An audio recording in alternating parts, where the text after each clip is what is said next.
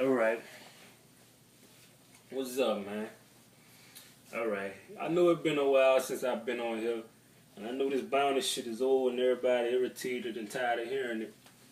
But, I'm an employee and I work offshore and I'm only home 2 weeks at a time. But my dog Saints Uptown hit me up the other day. And he said he hoped to hear more from me this football season, so I'm going to give everybody that. And I told him, I said, yeah, I'm going to get on there ASAP because I want to address this bounty situation. Alright, they said what they was going to do, fine. Want to suspend Peyton, that's fine. We did wrong, so we're going to have to face the consequences. But what I don't like, and I'm saying this not in delusional way, but just my intelligence of the game. When I look at this Saints roster, I see Drew Brees, Darren Sproles, Marcus Coast, and all these good players. Everybody know we got weapons for days. And I look at people predicting us this year. I seen one even low as 3 wins this year. Seen one 6 wins this year. And when I look at that, I see teams like that that won 6 in 3 games this year. But use the Rams for example. They won 2. Now you look at that Rams roster without their coach. And you look at the Saints roster without a coach. Do you honestly think that's a 3-win team opposed to this 2-win team with that roster? Do you? Alright, I didn't think so. Alright. So I see people saying without Peyton, we supposed to just struggle and just fall all the way down to the bottom of the NFL world.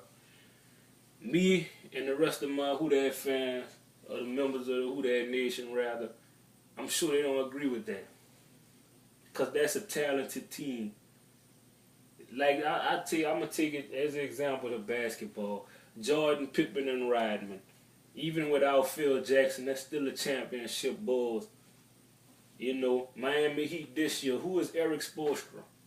Exactly. And they won a championship. It's not all about coaching sometimes. I'm not saying it ain't about coaching, but the way the Saints team built is already built for success. No matter what coach you plug into this system, it's going to succeed. We not a rebuilding team. So how is our offense going to just miss a beat? We've been number 1 in the offense since 2006. Maybe 2 years since then we didn't have the number 1 offense. How is this offense just going to struggle without the presence of a coach?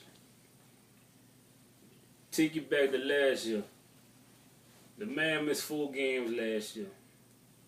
The very next game after he got hurt, we played the Indianapolis Colts.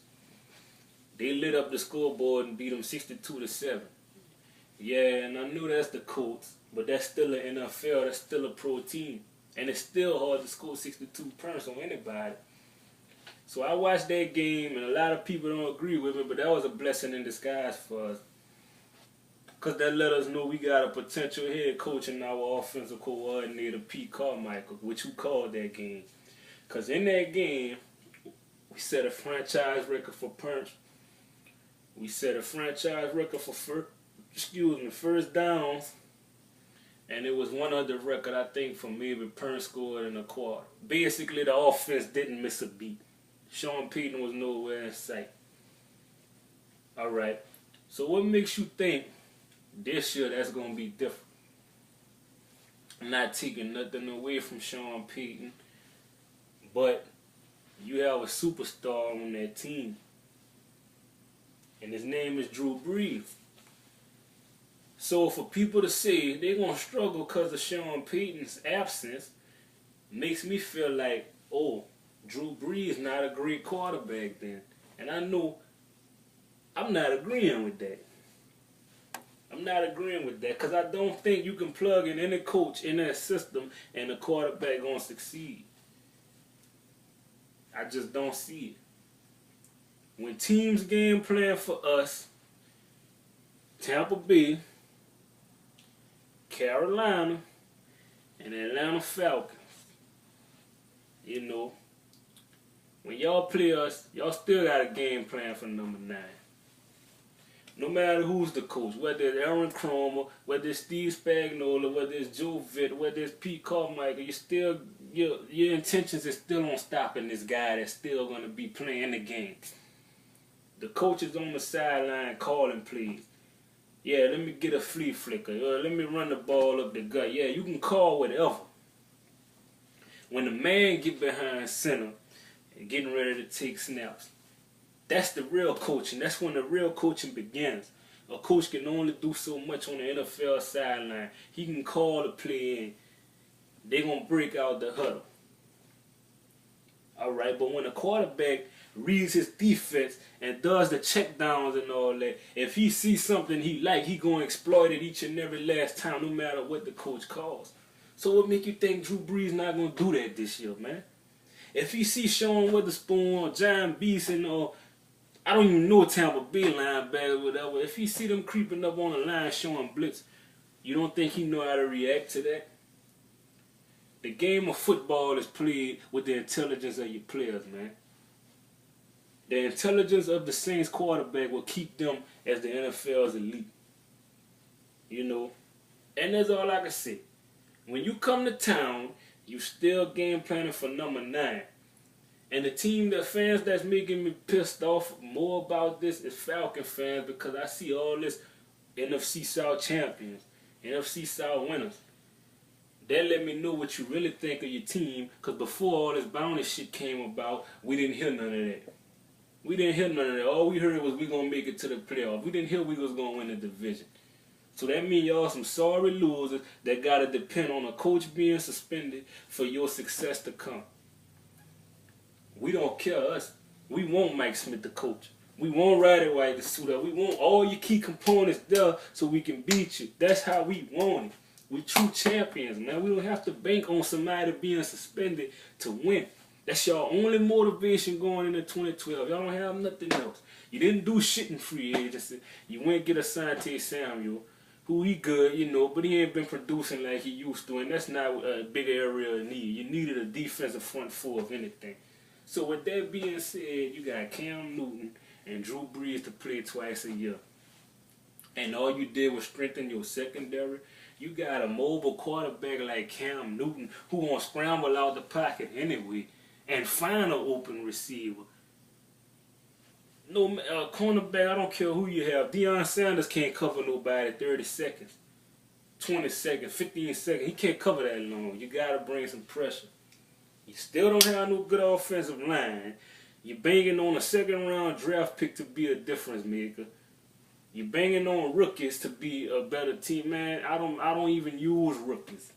When the Saints play, I don't use our rookies. I use what we know, what we have right now. We had a pretty decent free agent acquisition. We had Broderick Bunkley. We got Curtis Lofton. You know, we got some pretty good players. We got the whole linebacking corps got rejuvenated, you know, we got 300-yard tacklers. 300 tacklers, you know. So our running game, our run defense going to be pretty solid this year. The addition of Steve Spagnuolo, think that's, you know, I really hate to say it, but I see the man being a head coach elsewhere after this season. That's how much faith I got in Steve Spagnuolo with this defense he's going to do. You know. But the only thing I don't like, when Jonathan Vilma was playing with the Saints, Curtis Lofton was with Atlanta. Curtis Lofton was just all that in a bag of chips. He was this, he was that, he was the man. He was better than Vilma. He was better than Beasley. He was the best linebacker in the NFC South. Soon as the man gets traded from Atlanta, he's all of a sudden not a 3-down linebacker, not a great linebacker, not a good cover linebacker, not a Pro Bowl linebacker. I expect the Falcon fan to switch up like that because the man is not playing with you no more. The man took less money to come to a proven winner. You niggas went out and got 2 new coordinators on different sides of the ball, and you think, oh, let's go win a Super Bowl. You think it works like that? Sometimes when you get coordinators, it takes years to get that side of the ball to connect. get together. It takes time for him to build that side of his ball up. So you mean to tell me, oh, defense, y'all got a new scheme to learn. Offense, y'all got a new scheme to learn. All right, y'all gonna automatically just learn that in 1 year and we gonna win a Super Bowl. You think it work like that? No, it don't. It don't. It doesn't work like that. You want to change your offense to a pass-first offense, like the Saints. That's not happening. If you take that ball out of Michael Turner not seeing him 25 plus touches a game, go home. Go home. Because Matt Ryan damn sure not going to win the game with his own. And he damn sure not about to walk in Pittsburgh, New England, Baltimore, teams like that and win. Sorry, the man is what, 43-20 as a quarterback? Yeah, I wonder why. The man playing everybody at home. You ain't never walked in Gillette Stadium and win. You ain't never walked in Heinz Field and win. You ain't never walked in Lincoln Financial Field and beat the Eagles. Atlanta does not, dog, not no hitter. And it ain't just y'all. You do not walk in the NFL's elite stadiums and win. If you do beat the NFL's elite, be in the Georgia Dome. And everybody on here knows it. I'm just being honest. But y'all got me out there, especially you, G Simp 87, whatever you call yourself, predicting 9 wins and 7 losses. You serious? You think Drew Brees is that type of quarterback? Let's be real now. Let's be real. That's all I'm saying this year. Us against the world. That's how I like it. That's how I've been wanting it. That's how I've been wanting it, because ever since the Saints been having this success, we got fans from all over the U.S. wanting to come on the bandwagon. No, I don't want that. If you ain't from that Gulf Coast, don't come root for us, because we was here day one. We going to be here till it's over. Don't care who there. All I'm saying is keep banging on Sean Payton to be a success in Atlanta, because that let me know you sorry losers. You'll never have a ring. Never will. You gonna always be a broke bum with red and black on, with no rings on your finger. This how you gonna be. You see my hand? That's how y'all gonna be. And watching this, not to change sports, but watching this basketball off season, look like you gonna struggle in basketball this year too. Joe Johnson got the fuck on you, nigga. And yeah, of course, I'm a Hornets fan, so you know I'm proud of the draft. Anthony Davis, welcome. Austin Rivers, welcome. But right now, I'm talking about the Saints till I die.